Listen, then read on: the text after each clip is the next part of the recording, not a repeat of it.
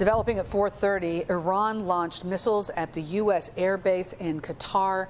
This was just after the U.S. hit 3 nuclear facilities in that country.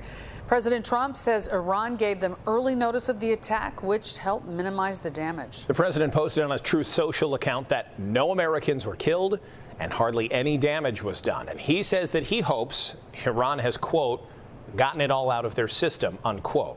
That conflict could end up having an effect on gas prices here in the U.S. NBC5's Christian Farr spoke with experts about the impact on gas prices. So what are they saying, Christian? Yeah, Marion and Alex, how this is going to play out is all up in the air right now.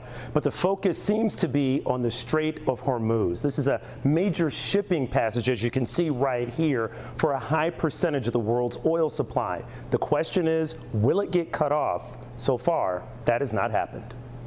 Not happy at all.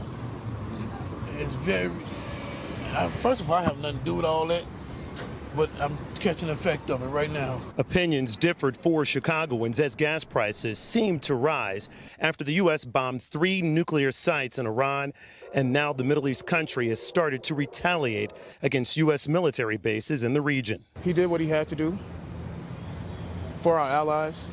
Like, not everybody likes Israel, but they're obviously our allies. And we got our own oil here. We could dig up and get our own oil. Gas analysts like AAA say the U.S. strike sent petroleum futures sharply higher yesterday. But by Sunday evening, they had come back down. Due to the conflicts last night, the price of a barrel of crude oil went up to $78. Now, today, it's gone back to the mid-70s, so that's good news. Here in Chicago, the gas prices have actually been okay. As a matter of fact, we only went up 1 cent from yesterday. On Sunday, Iran's parliament had voted to block the Strait of Hormuz, which is a critical passage for ships carrying about 20% of global oil supplies.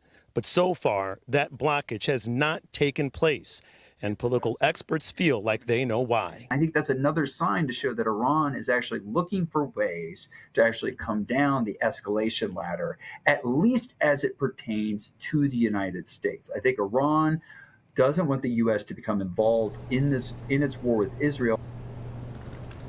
Now, it appears that the final decision to cut off the Strait of Hormuz would come from the country's National Security Council. Of course, that has not happened just yet. Political experts say if that closure had immediately happened, it could have led to U.S. naval strikes because the strait is viewed as a flashpoint between the United States and Iran. Alex? Keep watching that closely, of course. Christian, thank you.